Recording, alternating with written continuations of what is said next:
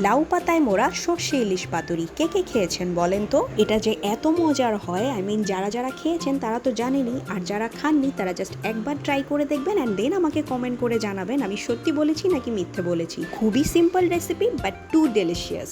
এটা হচ্ছে জাস্ট ইলিশ মাছটাকে একটু হলুদ, মরিচ, লবণ আর বেশি করে পেঁয়াজ কুচি আর কাঁচা মরিচ, সরিষা বাটা দিয়ে মেখে এই যে বড় বড় লাউ পাতায় সুন্দর করে মাছটা বসিয়ে এটার উপরে কাঁচামরিচ দিয়ে, বাই দ্য ওয়ে এখানে কাঁচামরিচ দেওয়ার শর্টটা নেই, কারণ কাঁচামরিচ যারা ঝাল বেশি খেতে পারে না তাদের জন্য দেওয়া হয়নি, আমরা যারা ঝাল খাই তাদের জন্য এখানে উপরে বেশি বেশি কাঁচামরিচ বসিয়ে দেওয়া হয়েছিল। অ্যান্ড সব কিছু উপরে দিয়ে জাস্ট পাতাটাকে মুড়ে দেওয়া হবে অ্যান্ড মুড়ে এটাকে সুতো দিয়ে বেঁধে দেওয়া হবে।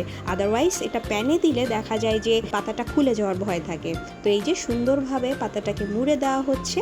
বাই দ্য ওয়ে সর্ষে বাটা কিন্তু লালটা এবং সাদাটা দুটোই দিতে হবে, সাদাটা পারলে একটু বেশি দিবেন, কারণ কালোটা বেশি দিলে দেখা যায় যে তেতো তেতো ভাব হয়ে যায়, দ্যাটস ওয়াই। তো এই যে আমার বাসার মেম্বাররা এটাকে সুন্দর করে সুতো দিয়ে বেঁধে দিচ্ছে যেন ভাজার সময় এটা খুলে না যায়। অ্যান্ড এরপরে একটি ফ্রাইং প্যানে বেশি করে সরিষার তেল আর কয়েকটা শুকনো মরিচ দিয়ে লাউ পাতায় মোড়া মাছগুলো আস্তে আস্তে দিয়ে দিতে হবে। এটা একটু কেয়ারফুলি করতে হবে।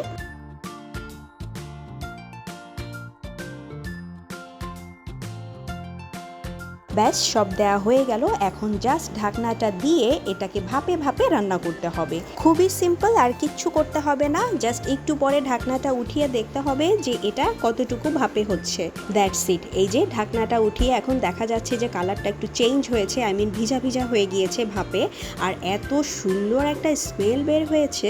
দেখেন আমার মাইলো, সেও এই ঘ্রাণ পেয়ে এখানে এসে দাঁড়িয়ে আছে যে কি রান্না হচ্ছে আসলে। এনিওয়ে, তো এরপরে আবার কিছুক্ষণ পরে ঢাকনাটাকে উঠিয়ে খুব সাবধানে এই লাউ পাতায় মোড়া মাছগুলোকে আস্তে আস্তে উল্টে দিতে হবে।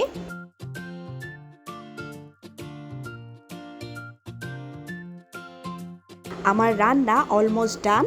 এটাকে আমি হালকা একটু ভাজা ভাজা করে নিচ্ছি, কারণ আমার একটু ভাজা ভাজা খেতে বেশি ভালো লাগে, আর যারা একটু কম ভাজা ভাজা পছন্দ করেন তারা একটু কম ভেজে নেবেন, দ্যাটস ইট। তো এই যে এখন এটা আমার খাওয়ার পালা। তো ফার্স্টে আমি একটা মাছ নিয়ে নিলাম অ্যান্ড এটার উপরে আমি বেশি করে তেল নিয়ে নিব। এই তেলটা হচ্ছে এত মজার। বাই দ্য ওয়ে আমি কিন্তু আগে লাউ পাতার ভর্তা দিয়েও খেয়েছি, ওই যে একটু দেখতে পাচ্ছেন প্লেটে একটুখানি ভর্তা এখনও আছে।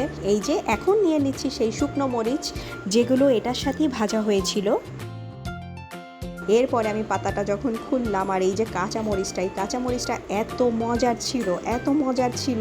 অ্যান্ড মাছটার কথা যত বলবো তত কম বলা হবে, এত মজার, এত সুন্দরভাবে সফট আর জুসি ছিল, আর সরিষার ফ্লেভারটা সব কিছু মিলে জাস্ট একটা পারফেক্ট কম্বিনেশন ছিল। আর ওই যে লাউ পাতাটা ওটাও কিন্তু অনেক ইয়ামি ছিল, এটা দিয়েও আমি ভাত খেয়েছি, খুবই মজার ছিল।